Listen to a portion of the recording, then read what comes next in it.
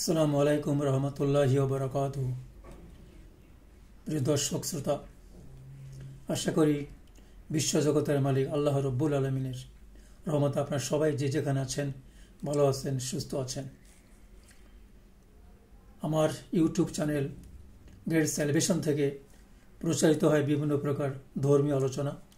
তারই অংশ থেকে চলমান যে আলোচনা রয়েছে আমার লেখা ধর্মীয় পুস্তক মুক্তির সেরা পথ, সেই বইটি থেকে আলোচনা অনবরত চলছে, ইনশাল্লাহ শেষ না পর্যন্ত চলবে। আজকের আলোচনা আছে, আপনারা জানেন, ইসলাম ধর্ম সম্পর্কে। আগেই বাকি যে 4 ধর্ম আছে পৃথিবীতে, চলমান 4 ধর্ম, সেই 4 ধর্ম সম্পর্কে আলোচনা করা হয়েছে, যেমন হিন্দু বা সনাতন ধর্ম, বৌদ্ধ ধর্ম, খ্রিস্টান ধর্ম এবং ইহুদি ধর্ম। এখন চলছে ইসলাম ধর্ম সম্পর্কে। আমি বইটিতে সব 5টি ধর্ম আলোচনা করে বোঝানোর চেষ্টা করেছি এর মধ্যে কোনটি সঠিক এবং আসল, সেই ধর্মকে আমাদের বেছে নিতে হবে দুনিয়ায় শান্তি এবং আখিরাতে মুক্তির জন্য। তো আজকের আলোচনা হচ্ছে ইসলাম ধর্মের প্রবর্তক হযরত মুহাম্মদ সাল্লাল্লাহু আলাইহি সাল্লামের ইসলাম প্রচার সম্পর্কে। তার আগে বইটি আমরা প্রচ্ছদ দেখে নিই।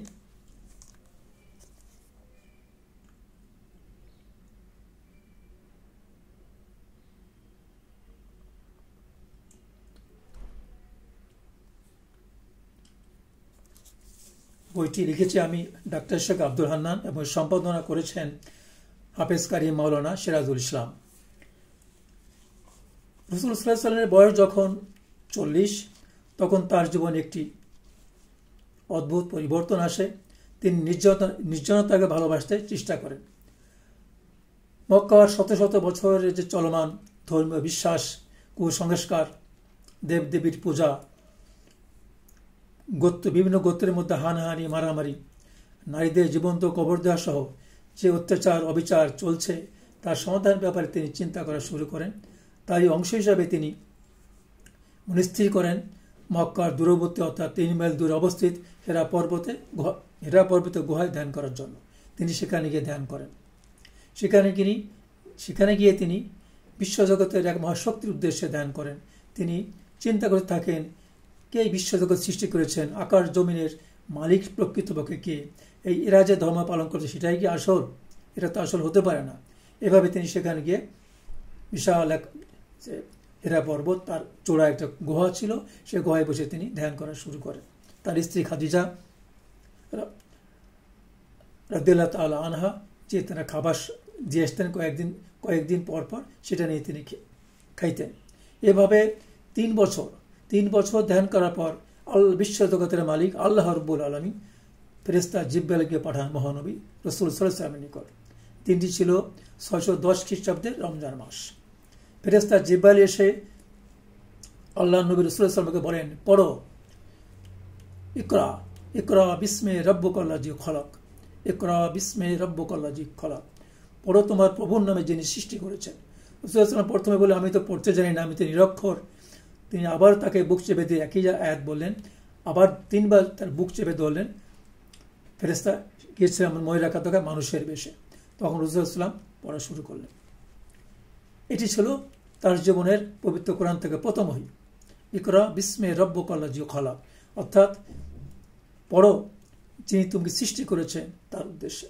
এভাবে তিনি খুব ভীত সন্ত্রস্ত হয়ে বাড়িতে ফিরলেন। বিবি খাদিজাকে সমস্ত ঘটনাগুলি জানিয়ে বললেন।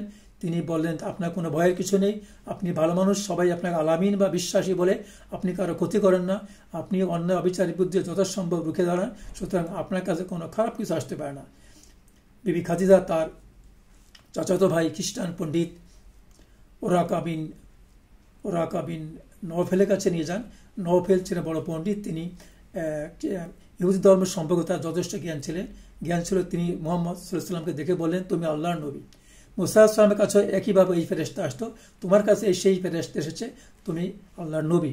আমি যদি বেঁচে থাকি তাহলে তোমাকে যখন আল্লাহর পক্ষ থেকে কোনো ধর্ম আসে, তখন চলমান যে অবিচার, অন্যায়, উচ্ছৃঙ্খলতা, বাতিল ধর্ম, সেগুলো তাদের বিরুদ্ধে রুখে দাঁড়ায়, আমি তোমার পক্ষে অবশ্যই সাহায্য সহযোগিতা করব।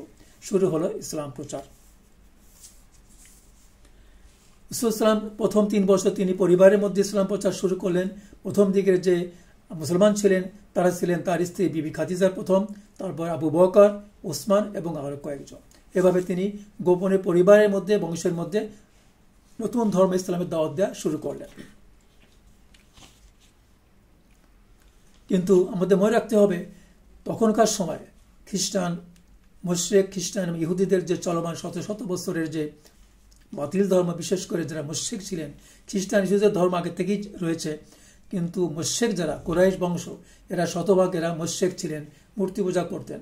তারা এই নতুন ধর্মের কথা শুনে তারা অবাক হয়ে যায়। তারা ভাবে যে এটা আবার কি, আমাদের জীবনে শুনিনি, ইহুদি খ্রিস্টান তো আমাদের চিরশত্রু। তারাও মুশরিকের সাথে মিলে মুহাম্মদ সাল্লাল্লাহু আলাইহি ওয়াসাল্লামের বিরুদ্ধে ধীরে ধীরে শক্তিশালী হওয়ার চেষ্টা করে যে এই ধর্ম কিভাবে বাতিল বা ধ্বংস করে দেওয়া যায়। এভাবে রাসূল সাল্লাল্লাহু আলাইহি ওয়াসাল্লাম গোপনে দাওয়াত তবু দিতেই থাকে। এর মধ্যে দিয়ে প্রায় 2-3 বছর, প্রথম বছরে প্রায় 40 জন মুসলমান হয়ে যায়। এরপর রাসূল সাল্লাল্লাহু আলাইহি ওয়াসাল্লামের কাছে ধীরে ধীরে বিভিন্ন সূরার মাধ্যমে আল্লাহ তাআলা ওহী পাঠাতে থাকেন। এই ওহীর মাধ্যমে আল্লাহ তাআলা জানিয়ে দেন ইসলাম ধর্ম কি, কেন, পরকাল, ইহকাল, ফেরেশতা, দোজখ, সবকিছু মানুষের কি করণীয়, কি বর্জনীয়, সবকিছু ধীরে ধীরে আসে থাকে। আর রাসূল সাল্লাল্লাহু আলাইহি ওয়াসাল্লাম সেগুলি আস্তে আস্তে প্রচার করতে থাকেন। এভাবে ইসলাম চলতে থাকে। কিন্তু কাফের মুশরিক তো থেমে থাকবে না। তাদের মধ্যে আস্তে আস্তে একত্রিত হয়ে তারা একতাবদ্ধ হয়ে মুহাম্মদকে থামিয়ে দেওয়ার জন্য, নতুন ধর্ম ইসলামকে ধ্বংস করে দেওয়ার জন্য ষড়যন্ত্র শুরু করে। এই ষড়যন্ত্র বা নেতৃত্বে ছিল কাফের মুশরিক, বিশেষ করে আরবের বড় বড় গোত্র প্রধানরা, বিশেষ করে আবু জাহেল, আবু লাহাব, সায়বা, উতবা, আবু সুফিয়ান, এই সমস্ত বড় বড় নেতারা। তারা চিন্তা করলো কোনোভাবেই আমাদের সমাজে উপযোগী নেতৃত্ব, কর্তৃত্ব, শত শত বছরের বাপদাদার যে ধর্ম আমরা পালন করে আসছি, সেগুলো কিছুতে আমরা বর্জন করতে পারি না একজন মানুষের হঠাৎ এই কথায়। কিন্তু তারপর মুহাম্মদ সাল্লাল্লাহু আলাইহি ওয়াসাল্লাম থেমে থাকেনি, কারণ তাকে থেমে থাকা সম্ভব নয়। আল্লাহ রাব্বুল আলামিনের আদেশ তিনি পেয়ে যাচ্ছিলেন, পেয়ে যাচ্ছিলেন। এর মধ্যে একদিন সমস্ত গোত্রপ্রধানদেরকে ডেকে রাসূল সাল্লাল্লাহু আলাইহি ওয়াসাল্লাম ঘোষণা করলেন, সমস্ত প্রশংসা তার, যিনি সমস্ত বিশ্বজগৎ সৃষ্টি করেছেন। আমি তার উপরে ভরসা করি এবং আমি সাক্ষী দিচ্ছি আল্লাহ ছাড়া কোনো মাবুদ নাই, তিনি এক অদ্বিতীয়, তার কোনো অংশীদার নাই, এবং আমি মুহাম্মদ আল্লাহ প্রেরিত এই আরববাসী এবং বিশ্ববাসী সবার জন্য নবী ও রাসূল। এটা শুনে তারা আরও ক্ষিপ্ত হয়ে ওঠে। তারা কোনোভাবেই মুহাম্মদ সাল্লাল্লাহু আলাইহি ওয়াসাল্লাম দমাতে পারে না। বিশেষ করে তখন মুহাম্মদ সাল্লাল্লাহু আলাইহি ওয়াসাল্লামের আপন চাচা আবু তালিব তাকে বিভিন্নভাবে সাহায্য সহযোগিতা করে যাচ্ছিলেন, যদিও তিনি মুশরিক ছিলেন। আরো একদিন মক্কার সাফা পাহাড়ে উঠে, সাফা মারোয়া যে এখনো হজযাত্রীরা সাফা পারোয়া সাই করে, সেখানে উঠে একদিন আবার সমস্ত লোকদেরকে ডেকে বললেন, তোমাদের যে দেবদেবীর পূজা, মূর্তি পূজা, এটা বাতিল। এই ধর্ম তোমরা বাতিল ধর্ম ছেড়ে তোমরা এক আল্লাহর ইবাদত করো। সে ধর্ম হচ্ছে ইসলাম। দুনিয়া আখিরাতের স্থায়ী শান্তি পাওয়ার জন্য তোমাদেরকে ইসলাম ধর্মে দীক্ষিত হতেই হবে। যদি তোমরা শান্তি না চাও, মুক্তি না চাও, তাহলে তোমরা চিরকাল জাহান্নামে থাকবে। আর যদি ইসলামের শান্তির পতাকা তলে আসো, তাহলে তোমরা জান্নাতে স্থান পাবে স্থায়ীভাবে। কিছুতেই কাজ হচ্ছিল না। তার মধ্যে দিয়ে সংখ্যা আস্তে আস্তে বাড়তে লাগলো, 40 থেকে 50, 50 থেকে 100, এবং নতুন মুসলমান সদস্যদের সংখ্যা বাড়তে পারল। এর মধ্যে তারা প্রকাশ্যে রাসূল সাল্লাল্লাহু আলাইহি ওয়াসাল্লামের উপর অত্যাচার শুরু করলো। তাকে চলার পথে পাথর নিক্ষেপ করতে লাগলো, তার চলার পথে কাঁটা দিতে লাগলো। উটের যে নাড়ি ভুড়ি আছে, জবৈধ উটের নাড়ি ভুড়ি, সেটা রাসূল সাল্লাল্লাহু আলাইহি ওয়াসাল্লামের মাথার উপর দিতে লাগলো। এইভাবে বিভিন্ন অত্যাচার করতে লাগলো। যে যারা নতুন অনুসারী মুসলমান, তাদের উপর অত্যাচার করতে লাগলো, যাতে তারা এই ধর্মতে ফিরে আসে। বিশেষ করে বেলাল রাদিয়াল্লাহু তাআলা আনহুর ঘটনা আমরা অনেকেই জানি। তার গলায় দড়ি বেঁধে আরবের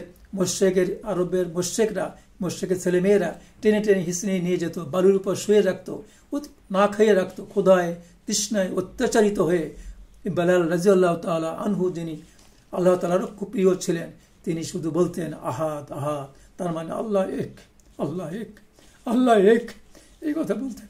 তাকে থামাতে পারেনি, তো থামাতে পারেনি। এই হচ্ছে ইসলাম। এভাবে 3 বছর কেটে যায়।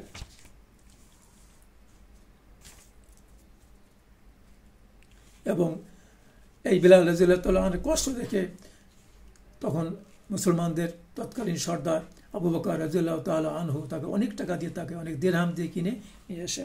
এসছে এবং এ সময় আরও কয়েকজন মানুষ নতুন নও মুসলমান তারা কাফির মুশরিকদের অত্যাচারে নিহত হয়। এটা হচ্ছে ইসলাম। এভাবে মক্কার চারদিকে, মক্কা শহর এবং তার চারদিকে ধীরে ধীরে আরবের বিভিন্ন অঞ্চলে নতুন ধর্ম ইসলাম ছড়াতে থাকে। কেউ তাকে রুখতে পারে না। এভাবে চলল ইসলাম। পরবর্তীতে আমরা জানবো যে মক্কা ছেড়ে, আরব ছেড়ে ইসলাম ধর্ম কোন কোন দেশে প্রচার হওয়া শুরু করলো। আল্লাহ আমাদের তৌফিক দান করুন। সবাই ভালো থাকুন। আসসালামু আলাইকুম রহমতুল্লাহি বারাকাতুহু।